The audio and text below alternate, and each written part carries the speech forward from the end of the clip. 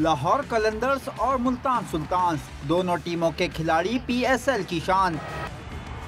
Nobody there, short, and away it goes. Shaheen Shah की क़यादत में लाहौर की टीम है यकजान। शान मसूद हैं मुल्तान की बैटिंग लाइन की जान। लाहौर की जीत की बुनियाद रखते हैं फ़ख्र जमान। मुल्तान के टिम डेविड और रायली रूसो करते हैं जारहाना बल्लेबाजी। लाहौर के कामरान गुलाम और हैरी ब्रूक हरीफों पे करते हैं खौफतारी। पावर हिटिंग में मुल्तान को खुशी देते हैं खुशदिल शाह। लाहौर कलंदर्स को पावर हिटिंग में डेविड वीसा पर है भरोसा। स्पिनर्स में मुल्तान के इमरान ताहिर का चलता है जादू।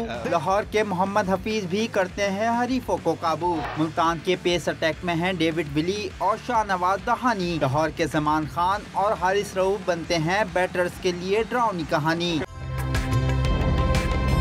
ताज़ा तरीन वीडियोस के लिए हमारा YouTube चैनल सब्सक्राइब करके बेल आइकन प्रेस करिए ताकि आपको मिले हर अपडेट सबसे पहले।